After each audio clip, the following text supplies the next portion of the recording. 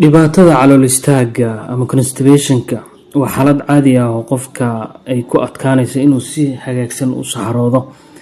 Badanaana waxay ka dhigan tahay in qofku wax ka yar 3 jeer oo saxaraha uu sameeyo isbuucii, ama uu la kulmo dhib iyo raaxo la'aan marka uu saxaroonayo.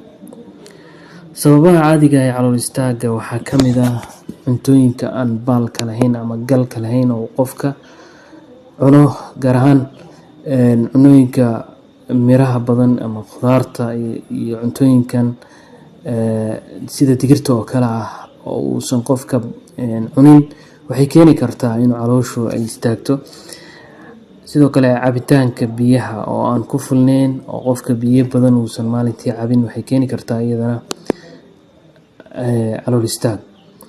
Dhaqdhaqaaqa jirka oo gaar ahaan inuusan qofka ahayn qof firfircoon oo iska jiifa ama inta badan meel fadhiya, waxay joojisaa hanaanka dheefshiidka, taasoo marka dambe keenaysa qofka in calooshu ay istaagto. Sidoo kale waxaa ka mid ah waxyaalaha sababa isbeddelka caadada nololeed, gaar ahaan qofka inuu safar sameeyo ama isbeddel ay ku yimaado sidii uu u noolaa. Dawooyinka qaarkood oo ay ka mid yihiin dawooyinka xanuun joojiyeyaasha iyo kuwa niyad jabiyeyaasha loo isticmaalo waxay keenaan calool istaaga.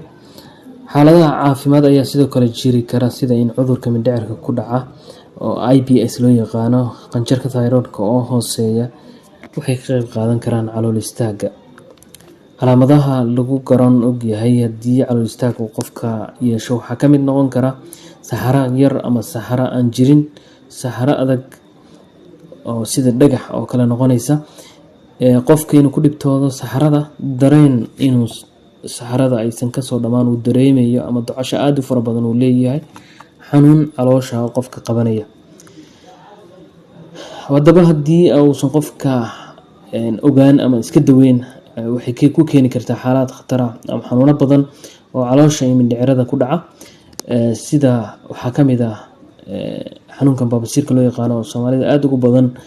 Haddii calooshu ay adag tahay way keeni kartaa qofka inuu ku keeno. Marka haddaba daweynta waxaa ka mid ah oo u baahan tahay inaad marka aad rabtid xanuunka inaad daweyso, waa inaad isbeddel ku sameysaa hab nololeedkaaga, sida kordhinta cunada baalka leh ama galka leh, sida digirta oo kale, cabista biyo badan, jimicsiga oo qofka aad si fiican u joogteeyo, dawooyinka la iibsado oo sida kaalmooyinka baalka galka leh oo jilcinaya caloosha saxarada, waxay sidoo kale ka caawin kartaa in calool istaagu uu joojiyo haddii qofka uu